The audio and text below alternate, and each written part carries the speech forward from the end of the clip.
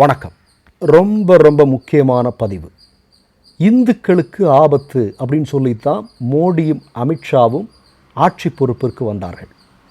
இப்போது இந்துக்களுக்கு என்ன நடந்து கொண்டிருக்கிறது, அதை மோடியினுடைய ஆர்எஸ்எஸ்னுடைய அடிமை ஊடகங்கள் எப்படி மறைக்கிறார்கள் என்பதற்கு 3 முக்கியமான சம்பவங்களை நான் இந்த இடத்துல பதிவு செய்ய விரும்புகிறேன். ஒன்று, மோடியினுடைய குஜராத்தில் நடந்திருக்கு. குஜராத்தில் ஜுனாகத் என்று சொல்லக்கூடிய இடத்தில் இருக்கக்கூடிய ஒரு ராமர் கோயில். இந்த கோயிலில் எல்லாரும் கடவுளை வழிபடுவதற்காக சென்றிருக்கிறார்கள். வழிபட்டதற்கு பிறகு அங்கு கடவுளுடைய பிரசாதம் கொடுக்கப்படுகிறது இல்லையா? இப்போது இந்த பிரசாதத்தை எல்லாரும் சாப்பிட்றாங்க. சரியா? எல்லாரும் சாப்பிட்டாங்க. ஆனால் தலித்துகளுக்கு கொடுக்கப்படவில்லை, தலித் மக்களுக்கு கொடுக்கப்படவில்லை.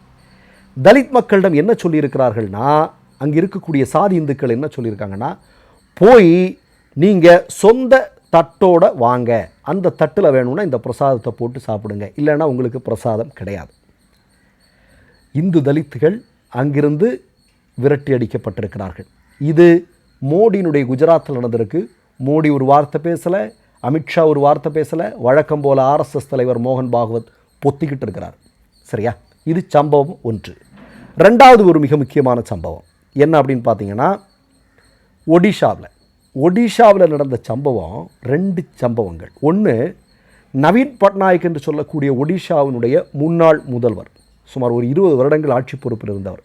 அவர் இன்னைக்கு காலையில் ஒரு செய்தியை வெளியிட்டிருக்கார். என்ன வெளியிட்டிருக்கார் அப்படின்னா, உலகத்தினுடைய பல்வேறு தூதரகங்கள் அவங்க அந்த நாட்டில் இருக்கக்கூடிய பெண்களுக்கு ஒரு எச்சரிக்கை செய்து விடுத்திருக்கிறார்கள். என்ன அப்படின்னா, யாருமே இந்தியாவில் இருக்கக்கூடிய ஒடிஷா என்று சொல்லக்கூடிய மாநிலத்திற்கு பெண்களை அனுப்பாதீர்கள்.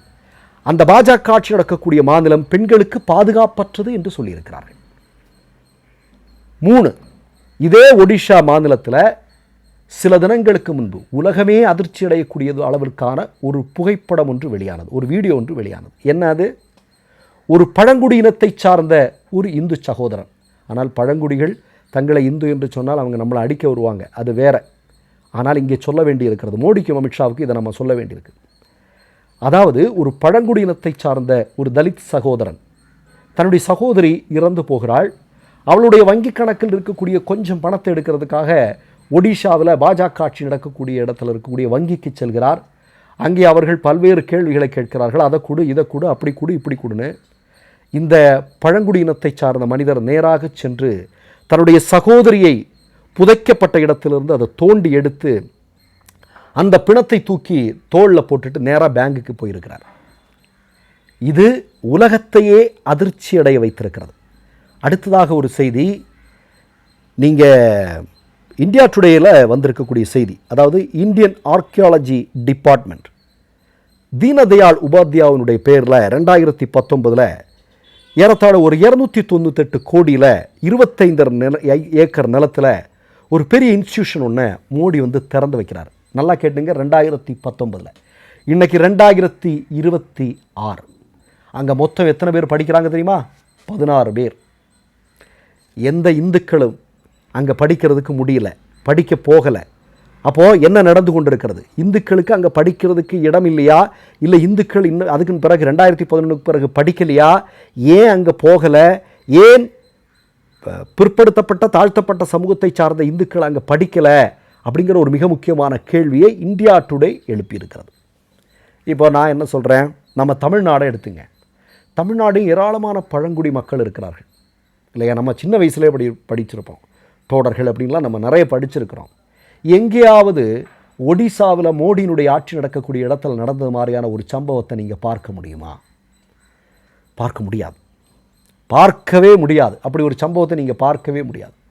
உங்களுக்கு நல்லா தெரியும், இதே பாஜக ஆட்சி நடக்கக்கூடிய மாநிலத்தில் ஒரு தலித் சகோதரன் மீது ஒரு பிஜேபி தலைவனையே சிறுநீர் கழித்தான், முகத்தில் சிறுநீர் கழித்தான்.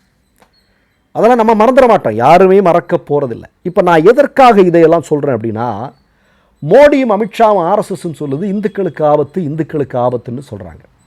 நான் ஒன்றை சொல்லிக்கொள்ள விரும்புகிறேன், இந்துக்களுக்கு ஆபத்து அப்படின்னு சொல்கிறதுல பொருள் இல்லை, இஸ்லாமியர்களுக்கு ஆபத்து அப்படின்னு சொல்கிறதுலையும் பொருள் இல்லை, கிறிஸ்தவர்களுக்கு, சீக்கியர்களுக்கு, பார்சிகளுக்கு, இவர்களுக்கெல்லாம் ஆபத்து என்று நாம் சொல்லக்கூடாது. நாம் சொல்ல வேண்டியது, மோடியினுடைய ஆட்சியில் அமித்ஷாவுடைய ஆட்சியில், ஆர்எஸ்எஸ்னுடைய ஆட்சியில் இந்திய மக்களுக்கே ஆபத்து என்பதுதான் உண்மை. இன்னைக்கு என்ன நடந்திருக்கு? இன்னைக்கு வந்திருக்கக்கூடிய செய்தி என்ன? வணிக சிலிண்டருடைய விலை 900 ரூபாவை கடந்து போய்கொண்டிருக்கிறது. எவன் ஹோட்டல் நடத்துவான்? ஹோட்டலில் வேலை செய்யக்கூடிய லட்சம் தொழிலாளர்களுடைய நிலைமை என்ன? சுகி என்ன நிறைய இன்னைக்கு எக்கச்சக்கமான ஆப் வந்திருக்கே. ஏதோ ஒரு வேலை இல்லாமல் ஒரு பைக் இருந்தால் ஏதோ ஒரு வேலை செஞ்சு பழச்சிக்கலாங்கிற அவனுடைய நிலைமையெல்லாம் இனி என்ன ஆக போகுது யாருக்கும் தெரியல. டாலருடைய மதிப்பு 95 ரூபாயை கடந்து 1000 ரூபாயை நோக்கி சென்று கொண்டிருக்கிறது. கேஸோட விலை ஒன்றும் இல்லைங்க. மோடியினுடைய ஆட்சி, யோகியினுடைய ஆட்சி நடக்கக்கூடிய உத்தரப்பிரதேசத்தினுடைய நிலைமையை பாருங்கள். நீங்கள் 2 நாள் மழை, கனமழை பெஞ்சிருக்கு உத்தரப்பிரதேசத்தில்.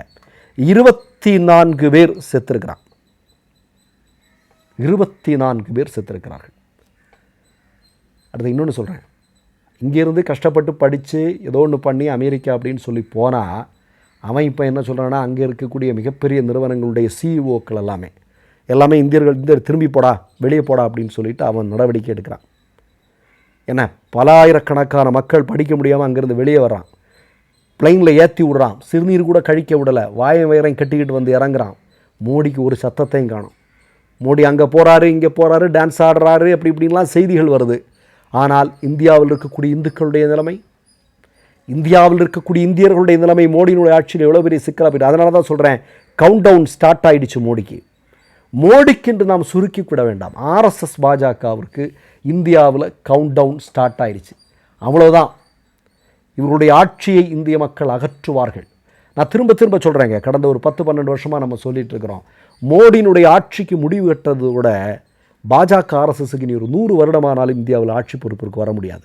ஏன்னா அந்த அளவிற்கான பல்வேறு இன்னல்களை நாம் எல்லோரும் சேர்ந்து அனுபவித்து கொண்டிருக்கிறோம். எல்லா துறைகளிலும் வீழ்ச்சி. ஏதாவது ஒரு துறையில் ஒரு சிறு முன்னேற்றம் என்பதை ஏதாவது ஒரு ஆர்எஸ்எஸ்காரனை சுட்டி காட்ட முடியுமா? எவ்வளவு கேடுகட்டவனுங்களாக இருப்பானுங்க, எவ்வளோ கேடுகட்ட ஆட்சியாக இருக்குது அப்படிங்கிறத பாருங்கள். என்னெல்லாம் சொல்லிட்டு வந்தானுங்க. 50 ரூபா டாலர் 50 ரூபாய்க்கு வந்துடும், 50 ரூபாய்க்கு நான் பெட்ரோல் தருவேன். பெட்ரோலில் இப்போ 85% எத்தனால் கலக்கிறான்னு சொல்கிறான். எத்தனால் கலக்கிறதுனால நிதின் கட்கரியுடைய பையன் கோடி கணக்காக சம்பாதிக்கிறான்.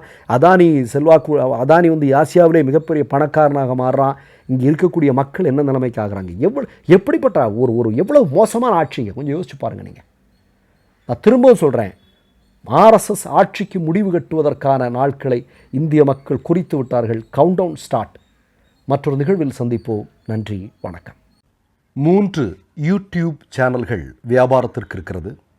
தேவைப்படுபவர்கள் இந்த எண்ணுக்கு தொடர்பு கொள்ளுங்கள். மை நேம் இஸ் ரெட் சேனலை சப்ஸ்கிரைப் பண்ணிக்கோங்க. அதுக்கப்புறமா பக்கத்தில் இருக்கிற ஜாயின் பட்டனை கிளிக் பண்ணீங்கன்னா ஒரு நியூ பேஜ் ஒன்று ஓப்பன் ஆகும்.